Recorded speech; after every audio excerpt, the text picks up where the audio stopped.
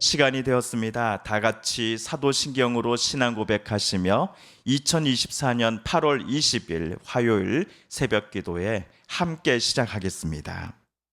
나는 전능하신 아버지 하나님 천지의 창조주를 믿습니다.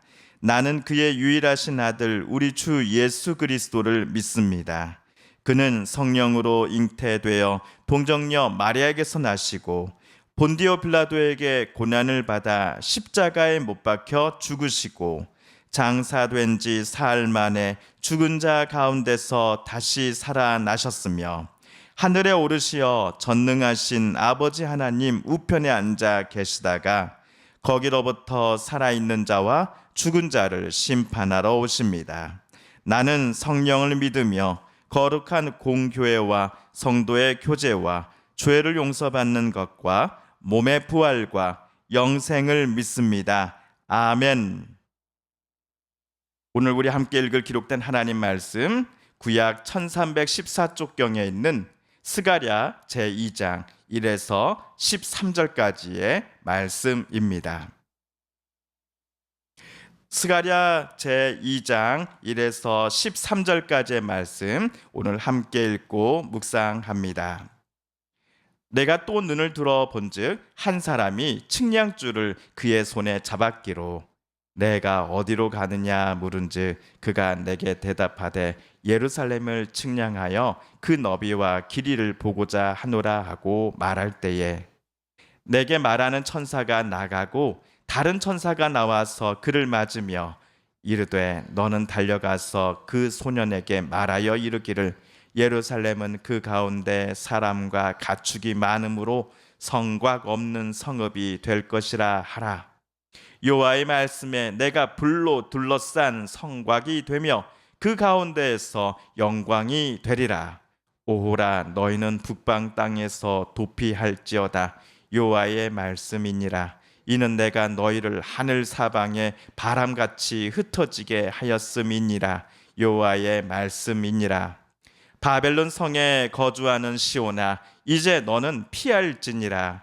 만군의 여호와께서 이같이 말씀하시되 영광을 위하여 나를 너희를 노력한 여러 나라로 보내셨나니 너희를 범하는 자는 그의 눈동자를 범하는 것이라. 내가 손을 그들 위에 움직인즉 그들이 자기를 섬기던 자들에게 노략거리가 되리라 하셨나니 너희가 만군의 여호와께서 나를 보내신 줄 알리라. 여호와의 말씀에 시온에 따라 노래하고 기뻐하라. 이는 내가 와서 내 가운데 머물 것임이라. 그날에 많은 나라가 여호와께 속하여 내 백성이 될 것이요 나는 내 가운데에 머물리라. 내가 만군의 여호와께서 나를 내게 보내신 줄 알리라. 여호와께서 장차 유다를 거룩한 땅에서 자기 소유를 삼으시고 다시 예루살렘을 택하시리니 모든 육체가 여호와 앞에서 잠잠할 것은 여호와께서 그의 거룩한 처소에서 일어나심이니라 하라 하더라. 아멘.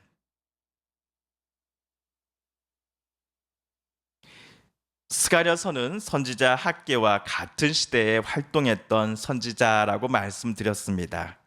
주전 520년경 바벨론 제국을 멸망시킨 페르시아 제국 시대에 스가랴는 활동했습니다. 그 당시 예루살렘에 거주하는 유대인들을 향한 하나님의 말씀을 스가랴는 대언하였지요. 스가랴 당시는 이들 유대인들이 바벨론 포로로 잡혀갔다가 이곳 예루살렘에 되돌아온 지가 20년이 갓 넘었을 때였습니다. 약 70년 전 주전 587년경 남유다가 바벨론에 멸망당할 때에 화려했던 솔로몬 성전은 잿더미가 되고 말았습니다. 이 터 위에 주전 538년 바벨론에서 귀환한 유대인들이 새 성전을 짓고자 하였으나 주변 민족들은 회방을 놓았습니다. 페르시아 제국과 유대 민족 사이를 그들은 이간질하였습니다. 결국 페르시아 제국은 공사를 중지하는 명령을 내리고 맙니다. 성전 공사가 이렇게 방치된 지 약 20년째가 다 되어가던 해, 즉 주전 520년경에 학개와 스가랴는 예루살렘을 향한 하나님의 말씀을 대언했던 것입니다. 학개서의 메시지는 우리가 보아왔던 것처럼 상당히 구체적입니다.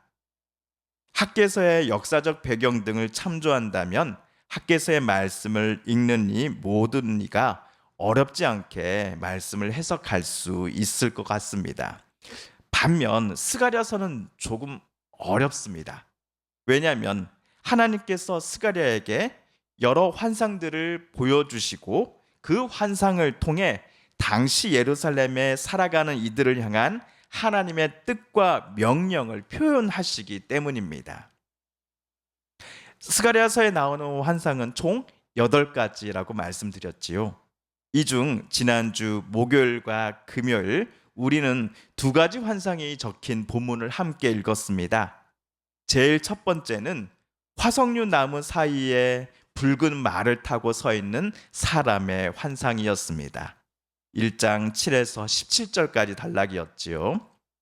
다음으로는 지난주 금요일날 읽었던 네 뿔과 또 네 대장장이의 환상이었습니다.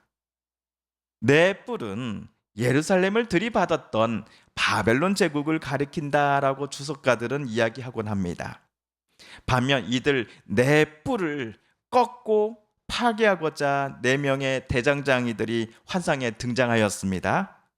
학자들은 이들 네 대장장이들이 학개 스가랴 당시에 유대 땅을 식민 통치하였던 페르시아 제국을 암시한다라고 주장합니다. 자, 한편 오늘 우리가 읽은 본문은 제 3번째 환상이 기록되어 있습니다. 3번째 환상은 다음처럼 시작을 합니다. 우리 2장 1절 2절을 세번역 성경으로 다시 한번 읽어봅니다. 시작. 내가 고개를 들어보니 측량줄을 가진 사람이 하나 나타났다. 내가 그에게 물었다. 어디로 가십니까? 그가 나에게 대답하였다. 예루살렘을 재서 그 너비와 길이가 얼마나 되는지 알려고 간다. 환상에 나오는 어떤 젊은이가 측량줄을 가지고서 재려고 하는 것은 예루살렘이라고 하는 도시의 영역입니다. 페르시아 제국의 통제하에 있었고 예루살렘이 주변 민족들의 방해와 괴롭힘이 존재하였었기에 이들로부터 간섭을 받지 않을 수 있는 성벽을, 울타리를 예루살렘 성 주변으로 쌓는 것이 매우 필요하다라고 스가랴 당시의 유대인들은 주장했던 것 같습니다. 그런데 스가랴와 1장에서 이야기를 나눴던 그 환상 속의 천사 말고 또 다른 천사가 오늘 2장에 등장해서는 스가랴에게 지금 젊은이가 하려고 하는 측량질은 아무 쓸데가 없는 것이다 라고 말해주고 오너라 라고 이야기하는 게 아닙니까? 자, 우리 4절 5절을 읽어보겠습니다. 시작. 그에게 말하였다. 너는 저 젊은이에게 달려가서 이렇게 알려라. 예루살렘 안에 사람과 짐승이 많아져서 예루살렘이 성벽으로 두를 수 없을 만큼 커질 것이다. 바깥으로는 내가 예루살렘의 둘레를 불로 감싸 보호하는 불성벽이 되고 안으로는 내가 그 안에 살면서 나의 영광을 드러내겠다. 나 주의 말이다. 아멘. 귀한 초기에 황무지나 다름없었던 예루살렘은 사람이 살 곳이 못된 곳이었습니다. 그래서 귀화민들 중 많은 이가 예루살렘이 아니라 유대 땅 다른 지역에다 터를 잡고 살기 시작하였습니다. 하지만 환상에서 천사가 말한 바에 따르면 예루살렘은 사람과 그들이 기르는 가축들로 인해 발 디딜 틈도 없이 번성한 도시가 될 것입니다. 예루살렘 성벽을 쌓는 게 아무 의미가 없을 정도로 예루살렘의 영역은 날마다 사방으로 확대되어 나갈 것입니다. 그래서 지금의 측량이 아무 쓸데없는 일이다라고 천사는 말하였던 것이지요. 그런데 예루살렘의 지금은 비록 처참한 잿더미일지라도 반드시 과거의 영광보다 더 화려함과 풍성함을 누릴 수 있게 된다라고 천사가 말했던 근거는 여호와께서 이제부터 이곳 예루살렘에 함께 계실 것이다라고 하는 하나님의 약속 때문이었습니다. 혹여라도 이방 민족들이 하나님의 백성을 친다라고 하면 이 행위를 하나님은 하나님 본인에 대한 공격으로 간주하시겠다라고 엄히 경고하셨습니다. 그리고 여전히 바벨론 땅에 남아있는 유대인들을 향해서도 하나님은 환상을 통하여 스가랴에게 다음과 같이 명령하셨습니다. 어서 속히 예루살렘으로 되돌아오라. 바벨론에서 유대 땅으로 귀환한 사람도 있었던 반면에 그곳에 남아있기로 마음먹은 유대인들도 분명 있었습니다. 왜냐하면 이미 바벨론에서 터를 잘 잡고서 경제적으로나 사회적으로 그들은 평안한 삶을 유지하고 있었기 때문이었습니다. 그것들을 다 정리하고 황무지 같은 고향 땅으로 되돌아온다?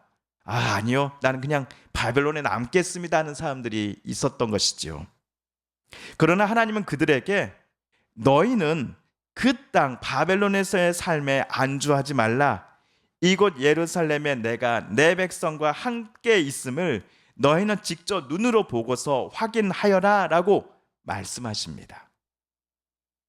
오늘 환상을 통하여 하나님은 스가랴에게 유다와 예루살렘을 하나님께서 가장 사랑하시는 도시요 특별한 소유로 삼으신다라는 사실을 스가랴에게 재차 확인시켜 주셨습니다. 이를 스가랴는 즉시 유대인들에게 전하였겠지요. 하지만 이방 민족들은 물론이요, 예루살렘의 그 당시 유대인들도 스가랴가 대언한 하나님의 방금 말씀을 비웃었을지도 모릅니다. 그러나 하나님께서 회복시키시겠다라고 먼저 약속하신 바를 하나님은 반드시 성취하실 것이다라는 사실을 스가랴의 외침을 들은 이들은 조만간 깨닫게 될 것입니다. 왜냐? 만군의 주님 앞에 육체를 지닌 모든 이들은 잠잠하게 될 것이기 때문입니다. 주님께서 당신의 약속을 지키러 거룩한 초소에서 일어나 이곳 이 땅에 내려오실 것이기 때문입니다. 성도 여러분, 오늘 스가랴 말씀은 저와 여러분에게도 소망을 주는 말씀입니다. 비록 지금 우리의 삶이 캄캄하고 답답할지라도 저와 여러분이 정말 하나님의 도우심과 인도하심을 소망하며 한 걸음 한 걸음을 하나님을 의지하고 나아가고 있다 한다면 하나님은 우리에게 든든한 방패와 같은 존재가 되어 주실 것입니다. 물질과 권력이 아니라 오로지 하나님만을 온전히 소망하며 사랑하는 이들과 창조주 하나님은 늘 동행해 주실 것이기 때문입니다. 그러므로 우리도 기뻐하며 하나님께 감사와 찬양의 노래를 부르십시다. 하나님의 돌보심과 함께해 주심을 언제나 소망하며 이 아침을 시작해 보십시다. 주님께서 가르쳐 주신 기도를 드리며 스가랴 말씀 묵상 제 5번째 시간을 모두 마칩니다. 하늘에 계신 우리 아버지, 아버지의 이름을 거룩하게 하시며 아버지의 나라가 오게 하시며 아버지의 뜻이 하늘에서와 같이 땅에서도 이루어지게 하소서. 오늘 우리에게 일용할 양식을 주시고 우리가 우리에게 잘못한 사람을 용서하여 준 것 같이 우리 죄를 용서하여 주시고 우리를 시험에 빠지지 않게 하시고 악에서 구하소서. 나라와 권능과 영광이 영원히 아버지의 것입니다. 아멘. 사랑하는 성도 여러분, 성삼위 하나님께서 오늘 스가랴 말씀 묵상 중에 저와 여러분에게 들려주신 하나님의 음성과 뜻을 다시금 떠올려보고 싶습니다. 오늘 말씀 묵상 중에 우리가 깨닫고 또한 다짐한 바대로 우리 정말 그렇게 살아가게 달라고 이 시간 하나님 앞에 기도드리길 원합니다. 우리 성도님들과 가족분들 중에 또는 우리의 이웃들 중에 하나님의 고쳐주심, 치료해 주심, 회복시켜 주심을 놓고 간절함으로 기도하는 분들이 계십니다. 이 이 시간 우리도 같은 마음 같은 뜻으로 그분들의 이름을 부르며 하나님 앞에 간구하십시다. 하나님 고쳐주소서, 하나님 치료하여 주소서, 하나님 회복시켜 주소서. 여전히 계속되고 있는 세계 곳곳의 전쟁과 내전을 멈춰 주시옵소서. 무고한 이들이 죽지 않도록 주님 도와주옵소서. 폭염과 태풍으로부터 하나님 주님 지켜 주시옵소서.